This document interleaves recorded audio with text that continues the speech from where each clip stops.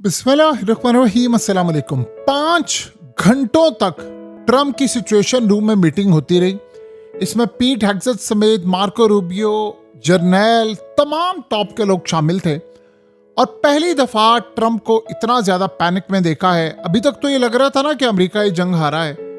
अभी उनको ये लग रहा है कि हालात बिल्कुल आउट ऑफ कंट्रोल हो गए हैं, क्योंकि जो ईरान ने इस दफा गेम खेली है उसमें अमेरिका मुकम्मल तौर पर फंसा है।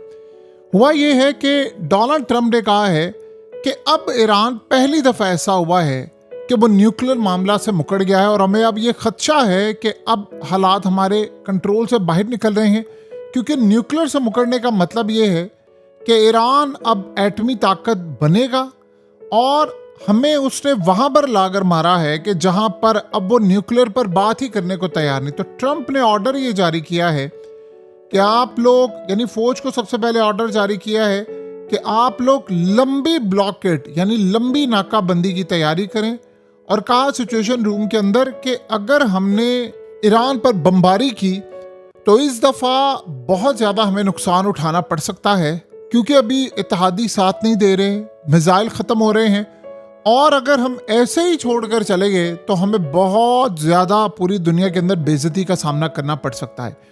ट्रंप ने इंटेलिजेंस एजेंसी से बात की और कहा कि अगर मैं यहाँ पर इसी सारी सूरत हाल के अंदर विक्ट्री स्पीच कर दूं और कहूँ कि ठीक है जी हमने तबाह कर दिया है, हम जितना कर सकते थे, तो फिर क्या होगा। उन्होंने कहा कि अगर आप विक्ट्री स्पीच करते हैं तो इस सारी सूरत हाल में उम्र भर आप पर शिकस्त रहेगी और ये लोग ताकत में रहेंगे और ईरान फिर अपनी मर्जी से दंदनाता फिरेगा और ये पूरे खत्ते में क्या पूरी दुनिया के अंदर हमारा साथ देने वाला दोबारा कोई नहीं होगा। अब ट्रंप इतनी बुरी तरह फंसा है कि उन्होंने कहा अब वर्स्ट केस सिनेरियो क्या। उन्होंने कहा वर्स्ट केस सिनेरियो अब ये है कि अगर हम नाकाबंदी ज्यादा देर तक रखते हैं, चूंकि ईरान में स्टोरेज का मसला तो है, जाहिर सी बात है, तेल का मसला तो है, तो ईरान हम पर अटैक कर सकता है समंदरों में, बॉट्स के जरिए, ड्रोन बोट्स के जरिए काफी सारे अटैक हम पर हो सकते हैं। तो इस सारे सिनेरियो को टैकल करने के लिए हुआ यह है कि रात को दर्जनों के हिसाब से C-130 तैयारे रवाना कर दिए गए। फौज को कहा है कि आप तैयार हैं, नेवी को कहा है मुकम्मल तौर पर तैयार रहें, सिचुएशन किसी भी वक्त खराब हो सकती है। लेकिन पहली मर्तबा यह हुआ है कि ट्रंप पैनिक में आया है। पैनिक में इसलिए वो आया है कि आज तक ईरान से, यानी एक वक्त था कि जिमी कार्टर का मजाक उड़ाया करता था कि वो ईरान के आगे बेबस है, ये है वो। आज हालत ये है कि ट्रंप जितना ज्यादा बेबस है ईरान के आगे, उतना कभी भी कोई नहीं था। और ट्रंप इस वक्त इतना ज्यादा, यानी पूरी यूएस एडमिनिस्ट्रेशन इस वक्त इतनी बुरी तरह फेल हो चुकी है। वो कह रहे हैं कि हमें इतनी बुरी तरह फंसा दिया है कि ना हम आगे जा सकते हैं, ना हम पीछे जा सकते हैं और रास्ते से निकल भी नहीं सकते। अब ट्रंप के पास खेलने के लिए कोई कार्ड नहीं है, कोई गल्फ कंट्रीज इजाजत नहीं दे रही कि आप अटैक करें, क्योंकि जंग यहाँ पर आएगी और ट्रंप अब टाइम गुजारना चाहता है। ऊपर से ईरान ने क्या कहा है, इन्होंने ईरान को कहा है कि आप बताएं हमें बातचीत के जरिए आप मसला कैसे हल करेंगे। उन्होंने कहा जी हमें जो प्रपोजल दिया अमेरिका को नया, वो तो रिजेक्ट हो गया, अमेरिका ने रिजेक्ट कर दिया। उन्होंने कहा नया प्रपोजल दे। उन्होंने कहा हमें आयतुल्लाह अली खामनाई के बेटे मुज्तबा खामनाई, उनसे बात करने के लिए काफ़ी दिन दरकार होते हैं। यानी एक तो वो मंजर-ए-आम पर नहीं है, दूसरा उन तक पैगाम रसानी बड़ी मुश्किल से हो पा रही है। यानी अगर कोई बात होती तो एक पर्ची जाती, उसको आने और जाने में कई दिन लग जाते हैं, क्योंकि सिक्योरिटी देखना, उनकी हिफाजत करना। अब आप ये सोचें कि इंटरनेशनल मीडिया को यहाँ तक खबर मिली है, वो कह रहे हैं कि मुज्तबा खामनाई बिल्कुल ठीक ठाक है, उनके चेहरे पर एक स्कार्स आए, इसके अलावा कोई सूरत हाल नहीं। वो सारे फैसले कर रहे हैं, टेक ओवर कर रहे हैं। उन्होंने अमेरिका को गले से पकड़ा हुआ है। वो समझते हैं कि ईरान की तारीख में कभी ईरान इतना मजबूत नहीं था। अब ट्रंप के लिए सबसे बड़ा चैलेंज ये बना हुआ है कि ईरान के साथ हम करें तो करें क्या। देखिए, यूएई ने अपने आप को जब निकाला है, जाहिर सी बात है, ओपेक से, तो ओपेक का और ओपेक प्लस का जो मुस्तकबिल है वो कुछ भी नहीं है। ऐसा ऐसा सारे निकलेंगे। उसकी रीज़न ये है कि अब आज़ादी के साथ आप तेल मार्केट में बेच सकते हैं और इसी तरह दीगर ममालिक, अब वो भी जाहिर सी बात है ओपेक से निकलेंगे।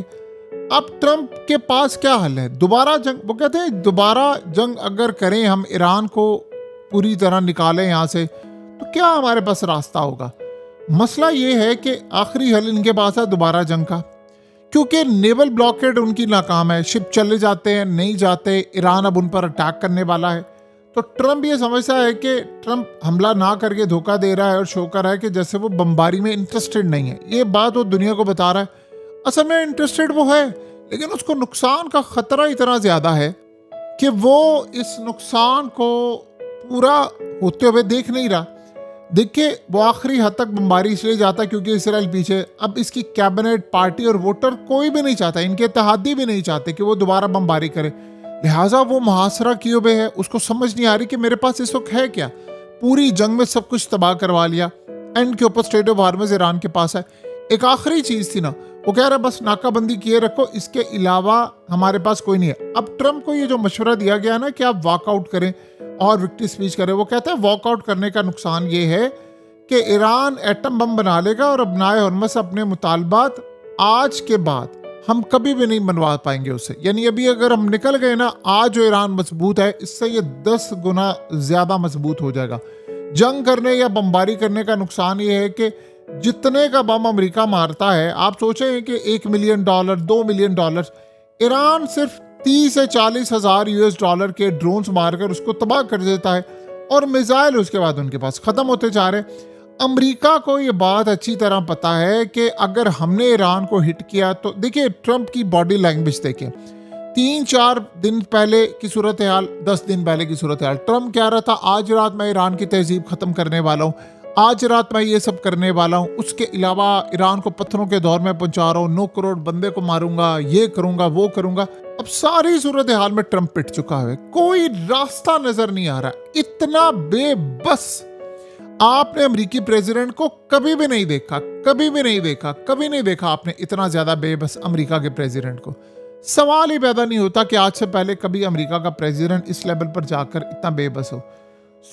अब इस सारी सूरत हाल में अगर आप देखें तो मिसाइलों की तैयारी के लिए उनको साल दरकार है। इत्तेहादी उनके नाराज हो चुके हुए हैं, यूक्रेन नाराज है, साउथ कोरिया का डिफेंस सिस्टम इमरजेंसी में उठाकर लेकर आए थे। अब जो बचा कुचा है, देखिए अड्डे कुवैत हो या खलीजी ममालिक, वो तबाह हो गए हैं और इनको कई साल लगेंगे रिपेयर होते हुए। अभी तो रिपेयर का काम शुरू भी नहीं हुआ, अब मजीद साल उनको चाहिए दोबारा ऐसी हालत में लाने के लिए रडार्स रेडी हों। ये मुमकिन नहीं है, जंग की सूरत हाल में ये मुमकिन नहीं है। तो वो कहता है कि मैं क्या करूं, फंसा हुआ हूं, जंग से निकल नहीं सकता। वो सही कहा था ना, जो जर्मन इस वक्त चांसलर है, उन्होंने कहा, उसने कहा एग्जिट स्ट्रेटजी है ही नहीं इसके पास, कि निकल ही नहीं सकता वहां से। लेकिन एक बात आप ध्यान में रखिएगा, जो भी सूरत हाल हो, एंड पर इस बंदे को निकलना पड़ेगा। अगर ये ऐसे ही निकल गया तो इनकी बचत फिर भी है। अफगानिस्तान में भी तो चले मैनेज हो गया ना, लेकिन अगर ये जलील होकर लड़ाई करके निकलेगा तो बस आप समझ लें कि फिर इनके हाथ में कुछ भी नहीं आने वाला। ये अब देखते हैं कि आने वाले वक्त में क्या होता है। अमेरिका के साथ सबसे बड़ा चैलेंज ये बना हुआ है कि ईरान सरप्राइज पर सरप्राइज दे रहा है। मुज़ाकरात में वो नहीं आ रहे, एटम बम की तरफ वो जा रहे हैं। ये जो एटम बम वाला मसला है, ये बड़ा खतरनाक है अमेरिका के लिए, और ये इसराइल के लिए भी खतरनाक है, क्योंकि थ्रू आउट द ईयर्स हमेशा याद रखिएगा, ईरान ने एक काम किया है, उसने हमेशा बातचीत की है कि आप आओ हमारे साथ न्यूक्लियर प्रोग्राम पर बात करें। ओबामा के साथ $150 अरब पर डील की थी, एटम बम नहीं। रिसेंटली भी उन्होंने कहा था हम एटम बम नहीं बनाएंगे। आपको याद होगा मुज़ाकरात में पहली चीज ये थी, अमेरिका ने कहा था कि आप 20 साल तक यूरेनियम अफजदगी नहीं करेंगे, तो ईरान 5 साल तक आ गया था, और ये 5 और 20 के दरमियान एक गैप था जो माहिरीन समझ रहे थे 7 साल या 10 साल में हो जाएगा, उसके बदले में ईरान से पाबंदियां हटेंगी। अमेरिका भी तैयार था। अब वो पाबंदियां हटाने के लिए अमेरिका तैयार हो चुका था, इसीलिए तो आपने देखा नहीं, यूरोप ने बयान दिया था हम ईरान से पाबंदियां हटा सकते हैं। उसकी रीज़न ये है, ईरान ये कह रहा था कि कभी हमें ये लोग हकीर समझते थे, जेट फ्यूल नहीं देते थे हमें, और आज तरले कर रहे हैं कि आपकी मेहरबानी है कि आप हमें अपनाए हरमत से अपने जहाज ले जाने दें। ये अमेरिका की इस वक्त मौजूदा सूरत हालत। तो बताएं अब सिलसिला कैसे चलेगा। ईरान इस पूरे खेल में ईरान इस वक्त डोमिनेट कर रहा है। तो अमेरिका के लिए सबसे बड़ा चैलेंज ये बना हुआ है कि हम इस सिचुएशन को विक्ट्री के तौर पर कैसे लें। ये सारी जिंदगी ट्रम्प इसको विक्ट्री के तौर पर नहीं ले सकता। आप सोचिए, आप हारी हुई जंग की विक्ट्री डिक्लेयर करेंगे, आपको शर्म नहीं आती? लेकिन इंटेलिजेंस एजेंसियों ने जो अमेरिका पर दबाव डाला है, कहा है कि देखें आप ये जंग करेंगे आपकी तबाही होगी। वो कहता फिर मुझे रास्ता बताओ, मैं विक्ट्री स्पीच कैसे लूं, क्या ऐसा रास्ता करो। इस पर अब वो काम हो रहा है।